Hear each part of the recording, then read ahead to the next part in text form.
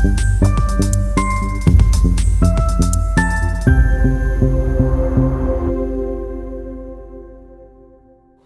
everybody, welcome back to MDTV. Bit special this morning. We've got one of our favourite friends here is Bash Wright from Whitby. Bash is known as the Green Mile Man. I'm sure that quite a lot of you are actually following Bash on Facebook and various other channels. Just to welcome him back. We supply Bash with most of his equipment. He comes in here and annoys the life out of me and asks for things that sometimes aren't humanly possible, but because he's so damn determined, we actually say, right, okay, we'll get that done, and we get it done, and he gets things done at other places as well.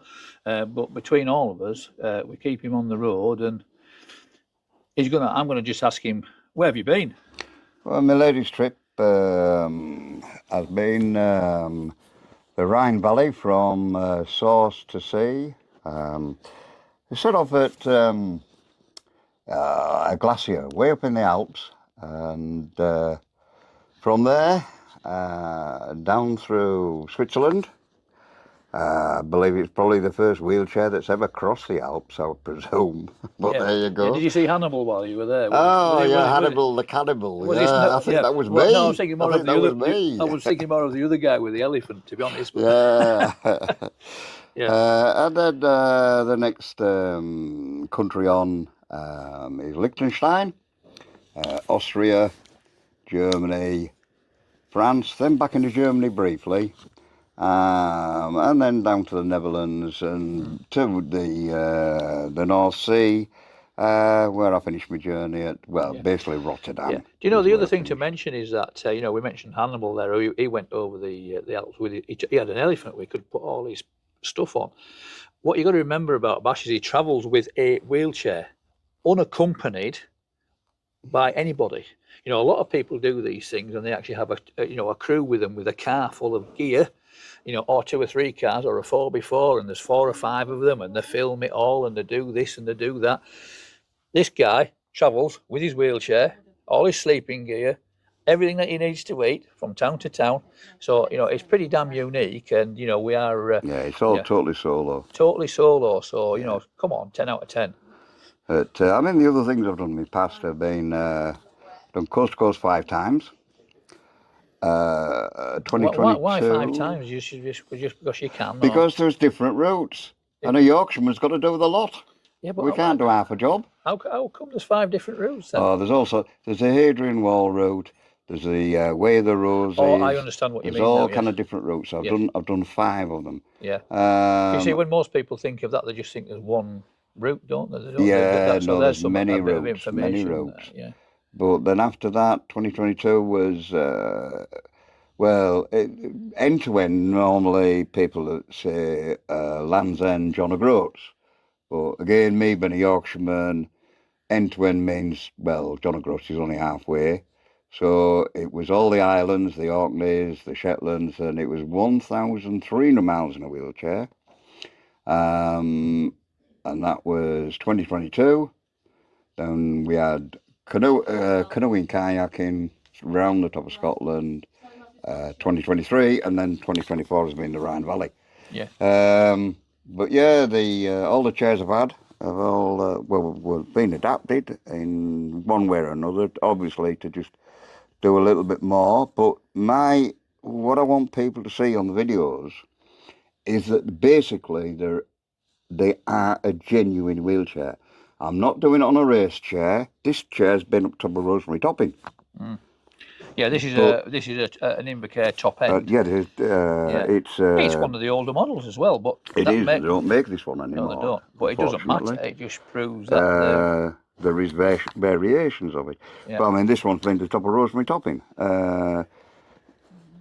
The other one was a bog standard chair which was adapted to do the end to end, was adapted to do the Rhine Valley.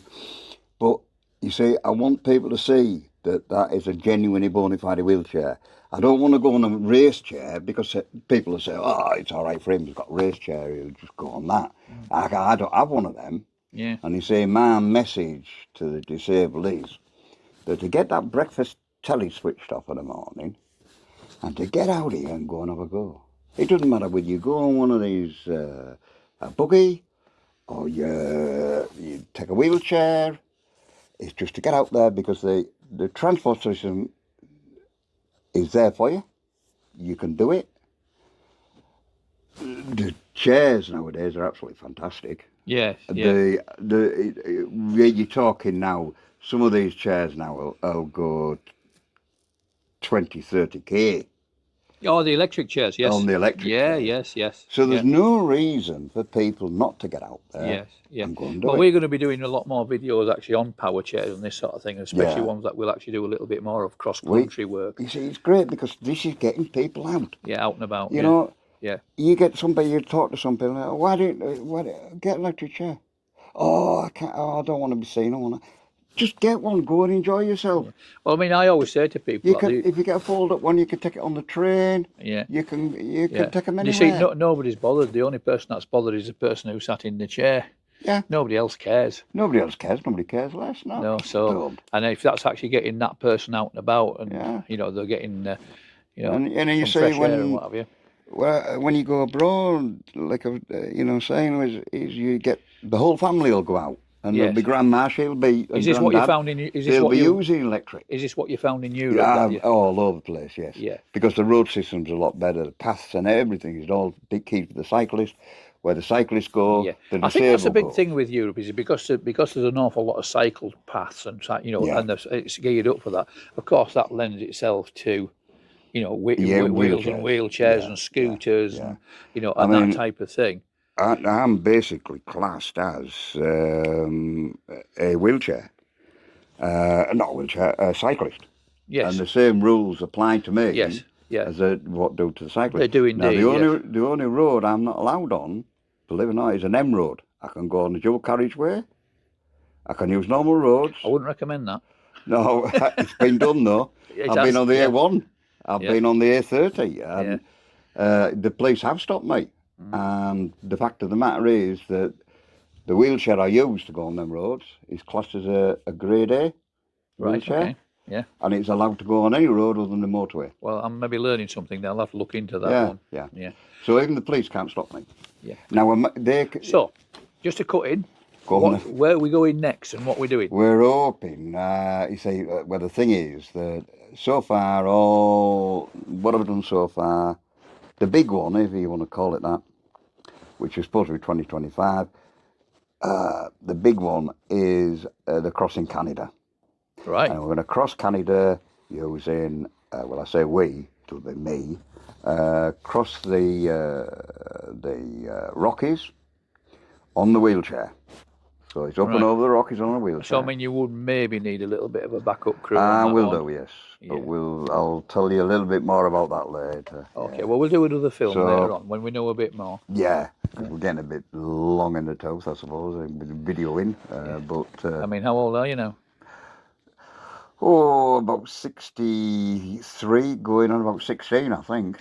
Going on about 16. Yeah, going on about 16, yeah. Get dapper. Well, it's been brilliant having you. We are going to be helping you with a bit of sponsorship going forward. We'll supply you with all your gear as usual. That's no problem there.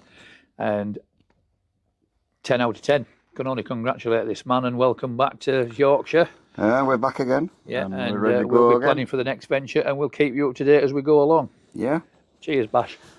Thank you very much. You're welcome.